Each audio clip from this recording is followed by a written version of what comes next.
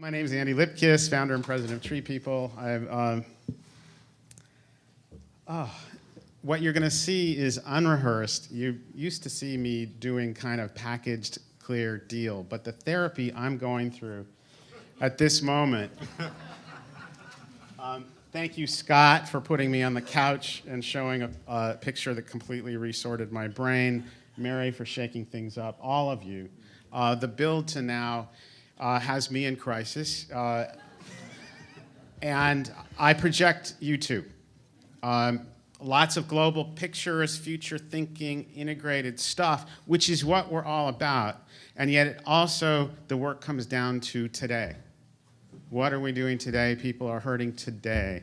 There are battles going on today. And we have to do those as well as this big picture stuff. And it is mind-boggling. And I don't have a neat way to describe it, but I'm going to try. I come to you fresh off of a battle, and I don't usually describe the work as battle anymore, of sort of mega proportions that come down to the work that has to be done today, but it's built exactly on what Mary was saying, and you nailed me for the fear of being out there and taking on the power. I have been praying for the strength to let it through. Seriously. Well, and come join me in Oceanside. It's just down the road. Yes. So what I hope to do is give you a little of the background that Kenny asked for that is kind of outrageous. I warn you, it's outrageous from the start, and then bring it down right to today, if I can get there in my 13 remaining minutes. So the question that he framed for us to help, by the way, I'm here to serve you. I'm here to hopefully, by sharing the vulnerability and the raw, unprocessed stuff, help connect the dots for you to know that you are absolutely a part of this, and everything you're thinking, fearing, knowing, experiencing, dreaming is a part of this and belongs here. Did I say fearing? Yeah, that's here too.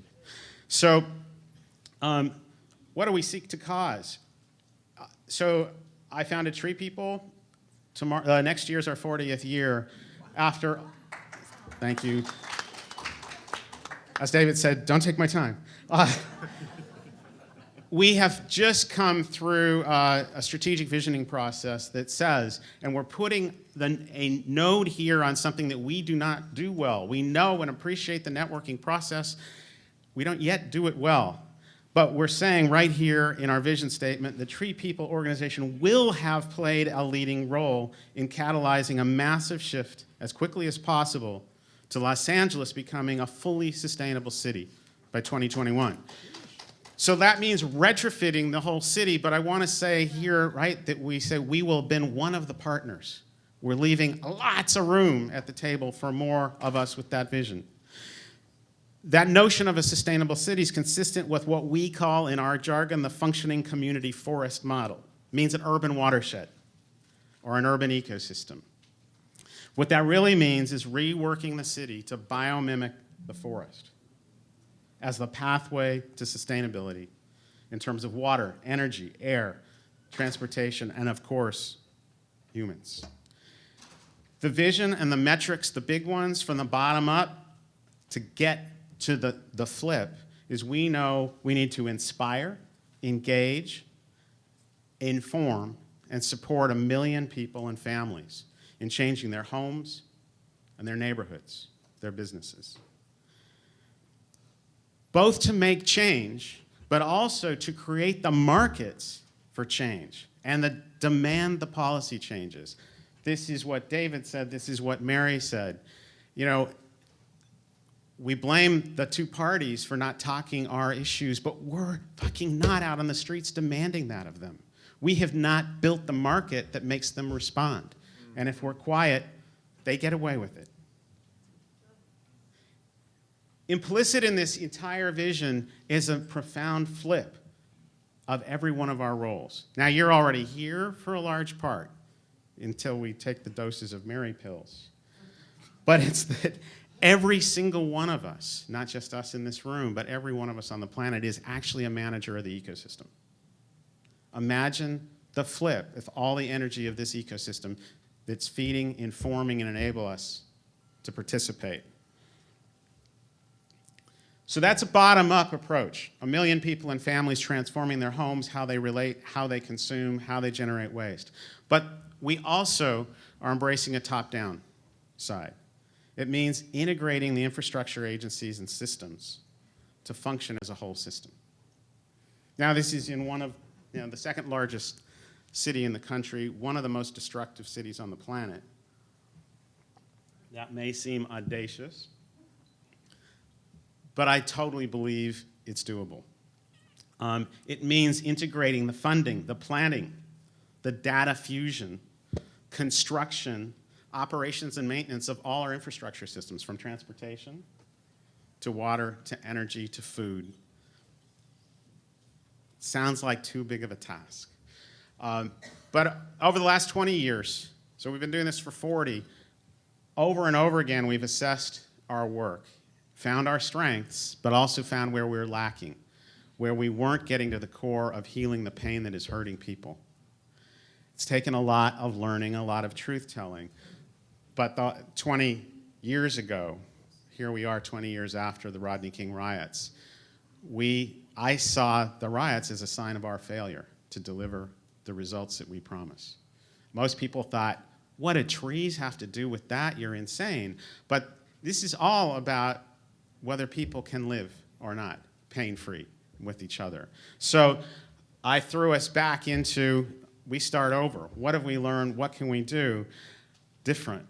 And we began to realize that we weren't about decorating. We knew we weren't about decorating, except that planting the trees and saying it was going to fix the water, fix the air, fix the economy, and not actually linking it all up, we weren't actually doing the work. So we spent the last 20 years proving that it was technically, economically, and most importantly, socially feasible to retrofit the whole city to function as an ecosystem. We were planting trees, we were creating the urban forest, let's make it function like a forest. What we saw is that today we mismanage the ecosystem so badly, there is an incredible waste and hemorrhage of most of our cash, most of our natural resources, and human lives. Quality of life, all the way to people dying. There's so much waste. As we mapped it, as we calculated it and put it together, we saw that there was actually enough money as the whole to pay for retrofitting our whole system without having to find new money. Somehow I just saw there was a link to what you said and I just lost it. But when we are, what Mary said is so right, when we're stuck in our own personal silos, family silos, not engaging, using all of our energy to defend ourselves and worrying that if we expose ourselves we're going to fail, be rejected, and we wind up starving out on the street, we keep experiencing lack as opposed to abundance. And it's the same thing with the management of our cities. So we saw that by bringing agencies together, holding them accountable to come together and stop wasting the money, that we could actually begin to do retrofitting. We began to understand that this was an ecosystem, and it could be managed specifically to deliver outcomes of sustainability. So let's see if I can illustrate a couple things. Back up. Cross your fingers that a picture shows up in a moment. Yes, okay. So what we had in Los Angeles, that mapping of the problem, is we have all these different agencies, and a lot of you have seen this over the years. We fractioned the whole ecosystem into separate bureaucracies, silos, like transportation, water, energy, sanitation, and they spend billions mostly competing and conflicting. I don't have time to explain that, but what we saw is if we actually brought them into an integrated environment, managing it from ecosystem principles, what we wound up with was savings in every direction and a massive pool of resources that together not only healed the ecosystem, but rebuilt the economy. And then we took a lot of time to start building demonstration projects that proved it. From retrofitting first a house, one house that captured the water and that showed that what people could do, that caused agencies to wake up and go, oh my God, this could work if people would do it, to one example is when the agencies looked at our economics, one of them invited us to work with them in solving a problem. Most of LA is two-thirds paved. One area like that, it's LA's first environmental justice zone. It had a flooding problem. It was built for low-income housing, no storm drains, so whenever it rained, it flooded. The county's last unmet flood control need, they were going to spend $50 million to put in a storm drain. They said, hey, if you can prove this integration thing works, you can have the money to put your forest watershed in instead.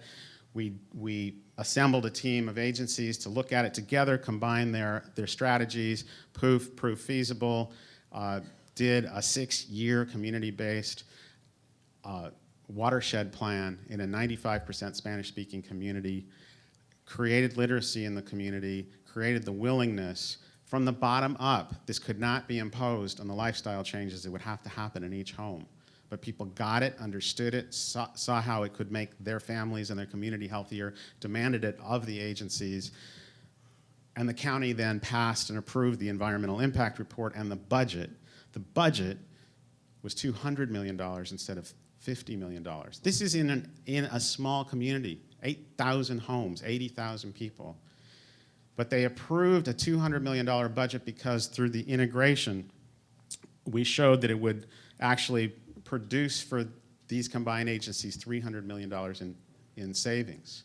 So they were willing to spend $200 million, including almost $200 million worth of water in the ground, but huge benefits in air quality, energy savings, and things like that. So that project is under construction. It's happening. What it's caused is changes in agencies, changes in policy, changes in laws. Again, this is 20 years. But we've arrived at this place where, as Kenny opened with, we're at a glass ceiling of prototypes and demonstration projects. And we have to actually take a leap out of the comfort zone and demand of our agencies, demand of ourselves, this kind of integration. And what it comes down to for us, so from the top down, is actually bringing together what we call the Board of Chiefs. It's literally an ecosystem command center where these agencies can sit at the table and not command and control in the old way, but fuse data, resources, and begin to plan together, think together with the community, provide feedback and incentives to all of us so we can build the distributed system. We're committed to this, and it's very uncomfortable, it's very exciting to actually make it happen.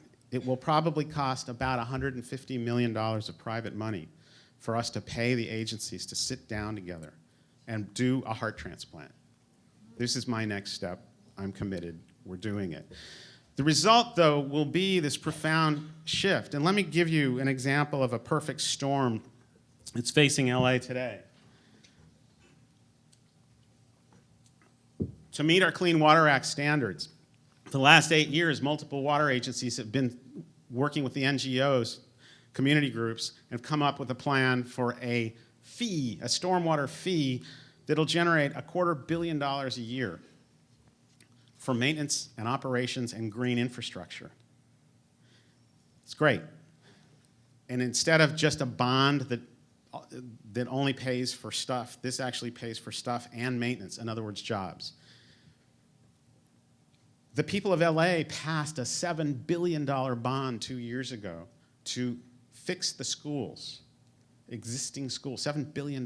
We've already passed it. We're already willing to pay for it. But the bond doesn't include any money for maintenance or operations. So the school district, even though we've demonstrated on 2 schools that we've taken out the asphalt, put in one 120,000 gallon cistern, another 250,000 gallon groundwater recharge system. Those schools are green, they're beautiful, they're amazing learning environments.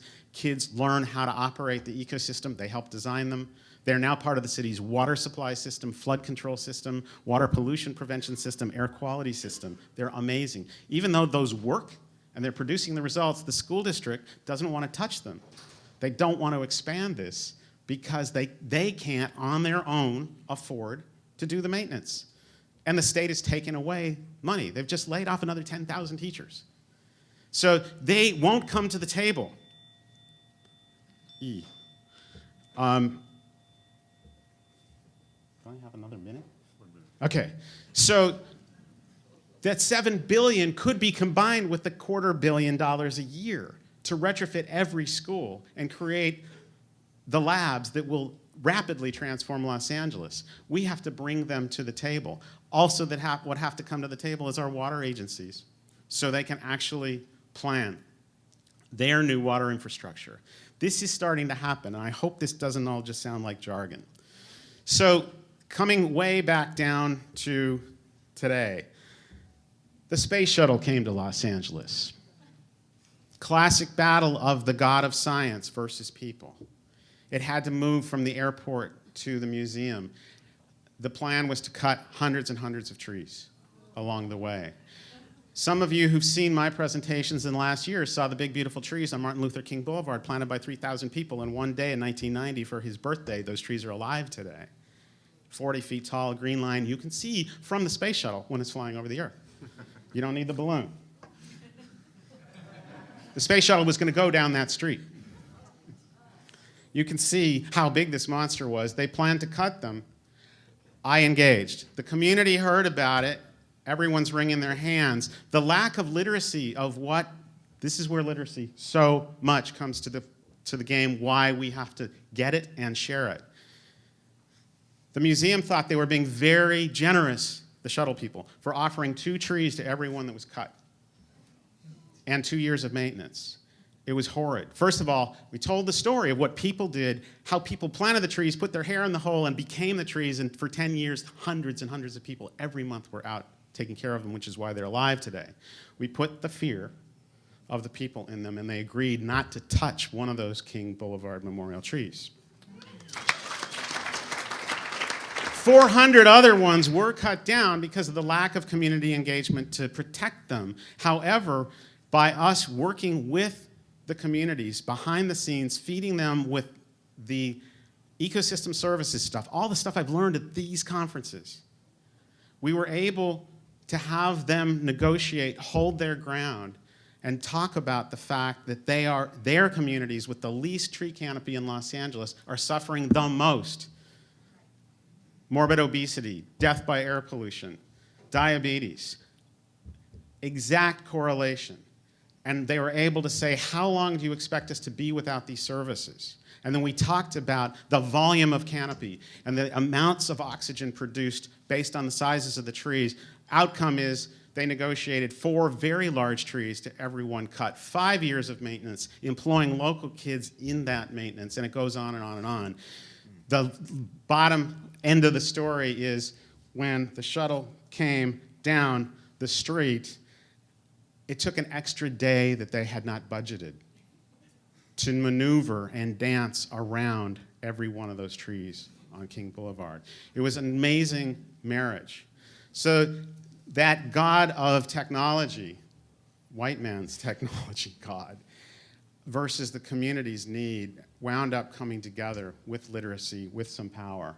This is what's in our hands. It's reflective of what we have to do to take the action today and build for the future. More for the questions. Thank you so much for being here.